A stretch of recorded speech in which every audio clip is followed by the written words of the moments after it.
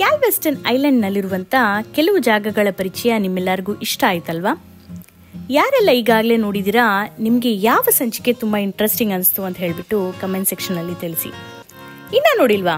ಹಾಗಾದರೆ ಪ್ಲೇಲಿಸ್ಟ್ ಲಿಂಕ್ನ ನಾನು ಡಿಸ್ಕ್ರಿಪ್ಷನಲ್ಲಿ ಅಪ್ಡೇಟ್ ಮಾಡಿರ್ತೀನಿ, ಹೋಗಿ ಚೆಕ್ಔಟ್ ಮಾಡಿ. ನಮಸ್ಕಾರ ಸ್ನೇಹಿತರೆ, ಕಾಫಿ ಟೈಮ್ ಕನ್ನಡದ ಮತ್ತೊಂದು ಗ್ಯಾಲ್ವೆಸ್ಟನ್ ಸೀರೀಸ್ಗೆ ನಿಮ್ಮೆಲ್ಲರಿಗೂ ಸ್ವಾಗತ. ಹೇಗಿದ್ದೀರಾ ನೀವೆಲ್ಲರೂ? ಐಲ್ಯಾಂಡ್ನಲ್ಲಿ ಇರುವಂಥ ಮೂಡಿ ಗಾರ್ಡನ್ಸ್ಗೆ ಇವತ್ತು ನಮ್ಮ ಪಯಣ. ಮೂಡಿ ಗಾರ್ಡನ್ಸ್ನಲ್ಲಿ 3 ಪಿರಮಿಡ್ ಇದೆ. ಪ್ರತಿಯೊಂದರಲ್ಲೂ ಬೇರೆ ಬೇರೆ ಅಟ್ರಾಕ್ಷನ್ಸ್ ಇರುವಂಥ ಈ ಮೂಡಿ ಗಾರ್ಡನ್ಸ್, ಅದರಲ್ಲಿ ನಾವು ಫಸ್ಟ್ ಆಕ್ವೇರಿಯಂ ಪಿರಮಿಡ್ಗೆ ಹೋಗೋಣಂತೆ. ಟಿಕೆಟ್ಸ್ ನಾವು ಎಂಟ್ರೆನ್ಸ್ನಲ್ಲೇ ಪರ್ಚೇಸ್ ಮಾಡ್ಬೋದು. ಎವ್ರಿ ಪಿರಮಿಡ್ಗೂ ಇಂಡಿವಿಜುವಲ್ ಚಾರ್ಜಸ್ ಇರುತ್ತೆ. ಆನ್ಲೈನ್ ಬೇಕಾದರೂ ಪರ್ಚೇಸ್ ಮಾಡ್ಬೋದು. ಮೂಡಿ ಗಾರ್ಡನ್ಸ್ ನೋಡ್ತಾ ನೋಡ್ತಾ ನಾವು ಅದರ ಇತಿಹಾಸದ ಬಗ್ಗೆ ಕೆಲವು ವಿಷಯನ ತಿಳ್ಕೊಳ್ಳೋಣಂತೆ. 1983ನಲ್ಲಿ ಸ್ಟಾರ್ಟ್ ಆದಂಥ ಈ ಜಾಗ ಮೊದಲು ಹಾರ್ಸ್ ಬಾರ್ನಾಗಿ ಶುರುವಾಯ್ತಂತೆ. ಹೆಡ್ ಇಂಜುರೀಸ್ ಆಗಿ ಇರುವಂಥವ್ರಿಗಾಗಿ ಹಿಪ್ಪೋ ಥೆರಪಿ ರೈಡಿಂಗ್ ಪ್ರೋಗ್ರಾಮ್ ಅಡಿ ಈ ಜಾಗ ಐಲ್ಯಾಂಡ್ನಲ್ಲಿ ಕ್ರಿಯೇಟ್ ಮಾಡಿದ್ದಾರೆ. ಒಂದು ಟೂರಿಸ್ಟ್ ಅಟ್ರಾಕ್ಷನ್ ಮಾಡಬೇಕು ಅಂತಲೇ ಇದನ್ನ ಶುರು ಮಾಡಿರ್ತಾರೆ.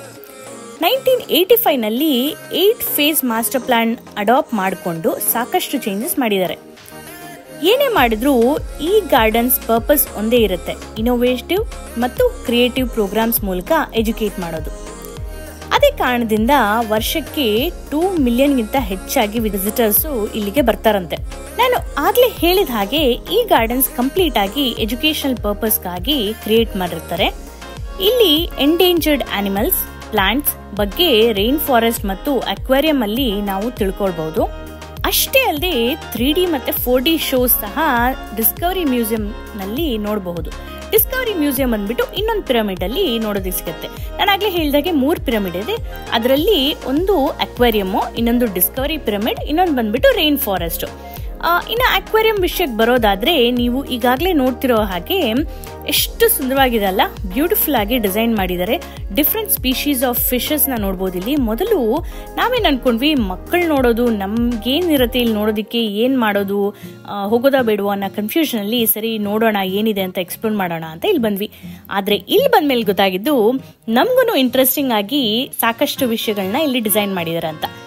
ಇಲ್ಲಿ ಎಲ್ಲಾ ಏಜ್ ಗ್ರೂಪ್ಸ್ ಎಂಜಾಯ್ ಮಾಡೋ ರೀತಿಯಲ್ಲಿ ಈ ಜಾಗನ ಒಳ್ಳೆ ರೀತಿಯಲ್ಲಿ ಡಿಸೈನ್ ಮಾಡಿದ್ದಾರೆ. ನಿಮ್ಗೆ ಏನಿಸ್ತು ಸ್ನೇಹಿತರೆ? ಏನನ್ಸ್ತು ನಿಮ್ಗೆ? ಇದು ಇಷ್ಟ ಆಗ್ತಾ ಇದೆಯಾ ಇಲ್ವಾ, ಹೇಗನ್ಸ್ತಾ ಇದೆ ಅಂತ ಹೇಳ್ಬಿಟ್ಟು ಕಮೆಂಟ್ ಸೆಕ್ಷನ್ ಅಲ್ಲಿ ತಿಳಿಸಿ. ಮತ್ತೆ ಇಲ್ಲಿ ಪಾರ್ಕಿಂಗ್ ಸಾಕಷ್ಟು ಇದೆ. ಅಷ್ಟೇ ಅಲ್ಲದೆ ಇಲ್ಲಿ ಅಕಾಮಿಡೇಷನ್ ಸಹ ಇದೆ. ಯಾರಾದ್ರೂ ಸ್ವಲ್ಪ ದಿನ ಇಲ್ಲಿ ಇದ್ದು ನಿಧಾನವಾಗಿ ಈ ಜಾಗಗಳನ್ನ ಎಕ್ಸ್ಪ್ಲೋರ್ ಮಾಡ್ತೀವಿ ಅನ್ನೋ ಹಾಗಿದ್ರೆ ಇಲ್ಲಿ ಈ ಅಕಾಮಿಡೇಷನ್ಸ್ ನ ಅರ್ಲಿ ಆಗಿ ಬುಕಿಂಗ್ಸ್ ಮಾಡಿಕೊಂಡು ಆನ್ಲೈನ್ ಬುಕಿಂಗ್ಸ್ ಮಾಡ್ಕೋಬಹುದು ಇವರ ವೆಬ್ಸೈಟ್ ಅಲ್ಲೇ. ವೆಬ್ಸೈಟ್ ಲಿಂಕ್ ನಾನು ಡಿಸ್ಕ್ರಿಪ್ಷನ್ ಅಲ್ಲಿ ಅಪ್ಡೇಟ್ ಮಾಡ್ತೀನಿ. ಸೊ ಆನ್ಲೈನ್ ಅಲ್ಲಿ ಬುಕಿಂಗ್ ಮಾಡಿಕೊಂಡು ಇಲ್ಲಿ ಇದ್ದು ನಿಧಾನವಾಗಿ ಈ 3 ಪಿರಮಿಡ್ಸ್ ನ ಎಕ್ಸ್ಪ್ಲೋರ್ ಮಾಡಬಹುದು.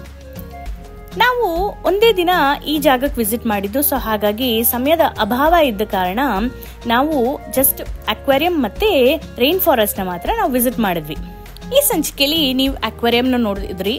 ನೆಕ್ಸ್ಟ್ ನಾವು ಮುಂದಿನ ಸಂಚಿಕೆಯಲ್ಲಿ ರೈನ್ ಫಾರೆಸ್ಟ್ ನ ನೋಡೋಣಂತೆ. ಅದು ಅಕ್ವೇರಿಯಂಗಿಂತ ತುಂಬಾನೇ ಚೆನ್ನಾಗಿದೆ.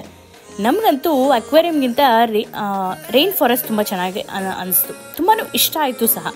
ಅಕ್ವೇರಿಯಂ ಇಷ್ಟ ಆಯ್ತು ಅಂತ ಅನ್ಕೊಳ್ಳೋ ಅಷ್ಟರಲ್ಲೇ ರೈನ್ ಫಾರೆಸ್ಟ್ ಹೋಗ್ತಿದ್ದಂತೆ ನಮ್ಗೆ ಇನ್ನ ಸೂಪರ್ ಆಗಿದೆ ಅದು ಅಂತ ಅನಿಸ್ತು.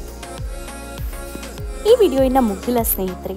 ನೀವು ಈ ಸುಂದರವಾದ ಜಾಗನ ಒಂದು ಸುಮಧುರವಾದ ಸಂಗೀತದೊಂದಿಗೆ ಎಂಜಾಯ್ ಮಾಡಲಿ ಅಂತ ಹೇಳಿಬಿಟ್ಟು ನಾನು ನನ್ನ ಮಾತನ್ನ ಇಲ್ಲಿಗೆ ಕಟ್ ಮಾಡಿ ನಿಮಗೆ ಈ ಒಂದು ಜಾಗದ ಒಂದು ಸುಂದರವಾದ ಪರಿಚಯನ ಮಾಡಿಸ್ತಾ ಇದ್ದೀನಿ.